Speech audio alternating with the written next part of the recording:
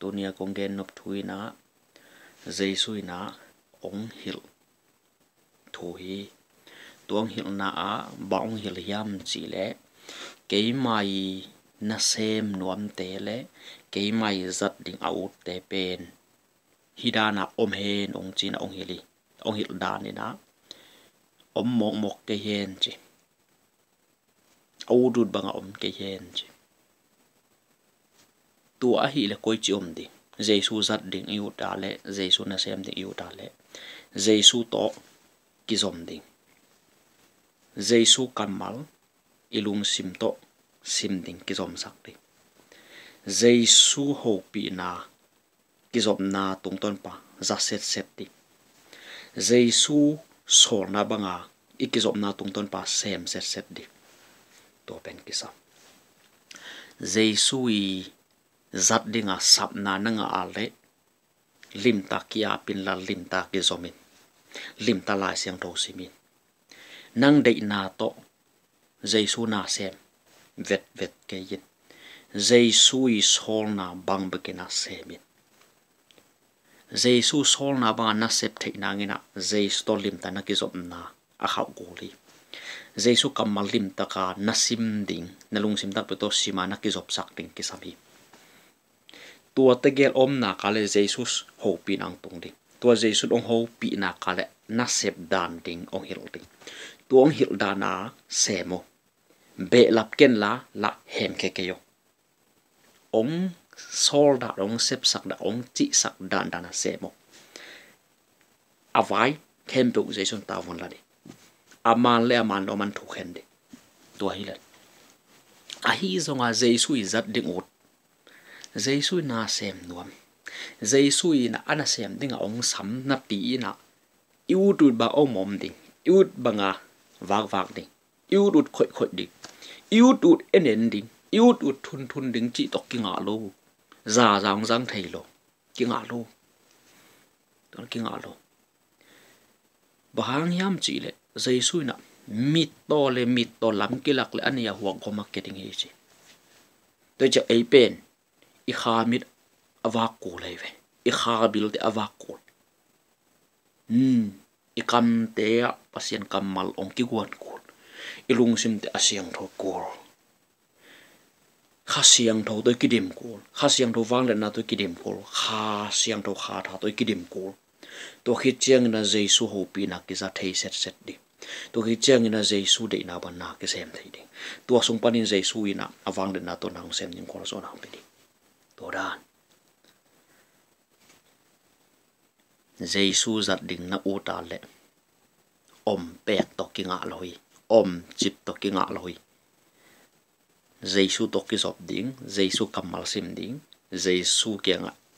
amana na sep dan ding dongi ong hil ding nam khat te pa ong hilam tang ding hil lo chi bang om loi ama thui dot ding pen Giêsu na de ton tunga ong ngak ton tungi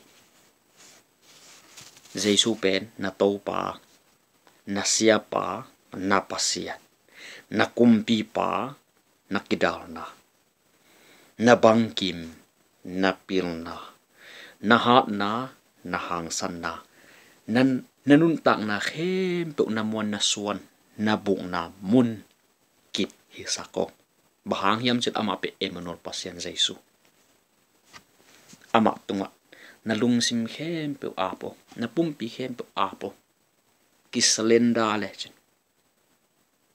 ama I ongen sak ba ong sol bang ong sep sak bang na semo be lap ken la eu ke yo hem ke yo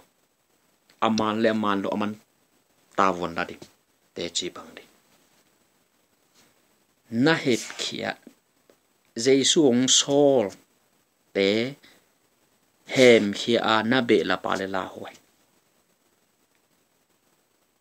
la hoi ma ong sol dana semo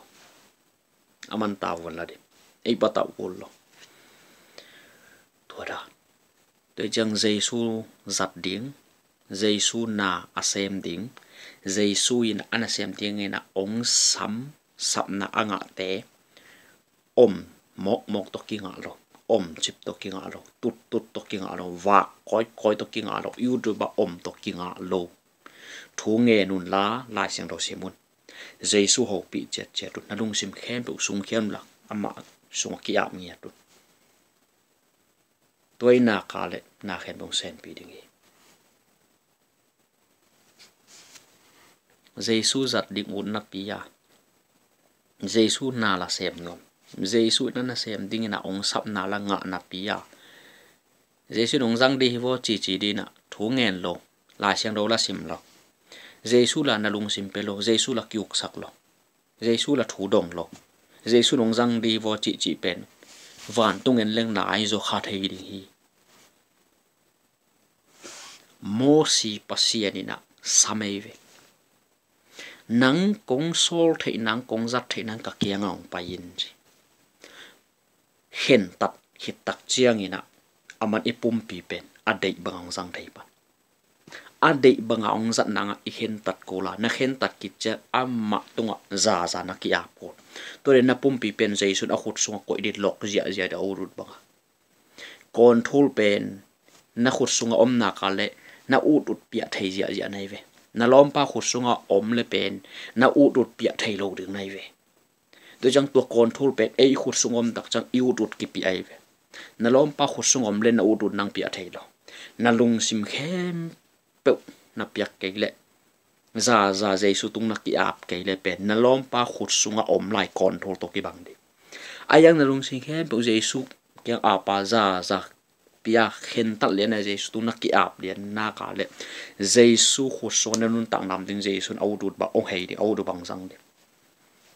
Jesu pai na khem be gwal zo dei tuang pai lai ta ka gwal lel chi nam do gwal zo Emmanuel pasien Jesu nang to dang pai pi de patau gol lo khen tat na thupi ma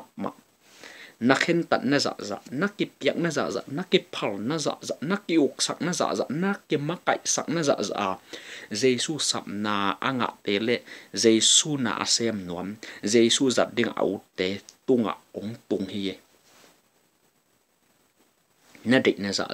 na ki phal na za na ki piak na za na ki uk sak na za Jesu rong jang di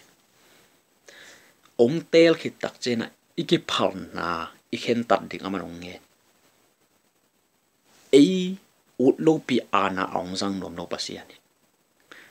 Joshua zo Moses zo Elisa te zo Abraham te zo ngai sunun pasianin sam to khit tak cha mau khen tat to khit tak che na pasien za jang thei pan to da le chiang mong to kinga lo isi khit chiang a ding le nenun tak sunga ding le na tu na ta nen kon pina be na phung khem pe wa ding zong thu pha anga na dingu na higi ke ye pasien de na za zui le lai sen ton gen hin Solomon kianga pasien bang gen hem chede na pa David bangina ka de na lim ta na zuya le chi na kumpi to khoma midang tu ngei lo ding hi chi amen lung da mai sang siam dim ma ka cha to kan du bang pia he no